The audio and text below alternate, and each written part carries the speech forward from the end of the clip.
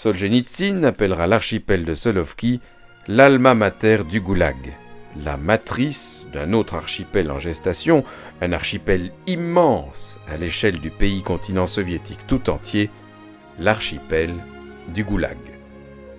Dans ces lieux, Boleslas Sloskans a vécu à fond, de manière étonnante, sa devise épiscopale. Ostia pro fratribus, une offrande pour ses frères.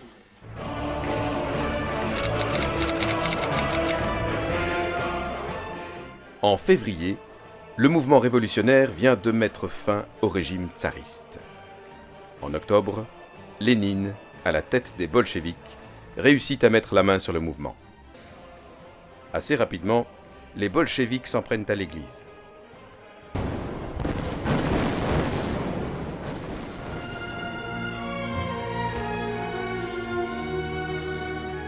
Dans ce contexte tragique, la destinée d'un homme s'est nouée, celle de Boleslas Sloskans.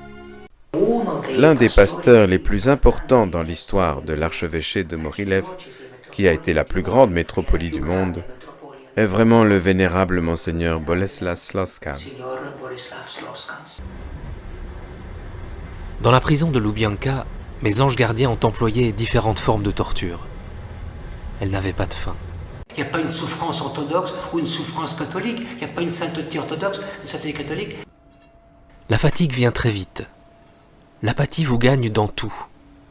La pensée ne travaille plus. Il ne vous reste que la conscience d'être un esclave. Monseigneur Sloskans, pour moi, est aussi le symbole de la liberté de la conscience, de la liberté de l'intelligence et de la liberté de la foi. La vie des prisonniers à l'île d'Anzer était dure.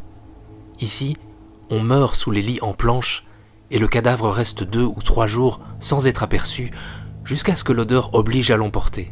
Il regrettera souvent de n'être plus au milieu de son peuple pour en partager les douleurs ou s'immoler encore pour lui dans les prisons, les camps ou en déportation. Monseigneur Sloskans est vraiment pasteur selon le cœur de Dieu.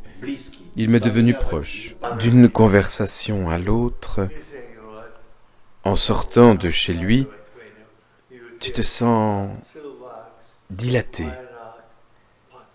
et plein de compréhension. Depuis ce jardin intérieur, nous voyons la chapelle où Monseigneur Sloskans a prié si longtemps. Le père abbé Ambroise m'a dit ça un certain jour aussi, que Monseigneur Sloskans était aussi un cadeau pour la communauté. La personne de Monseigneur Sloskans est une personne très très importante pour notre pays parce qu'il a vécu ici et aussi pour le monde aujourd'hui et pour l'Église actuelle. Beaucoup sont captivés par ce martyr de la foi duquel rayonne la paix et la lumière. Les catholiques belges l'appellent le Saint-Évêque. Je le souhaite de tout mon cœur qu'il soit, que sa sainteté, le pape François, puisse le béatifier.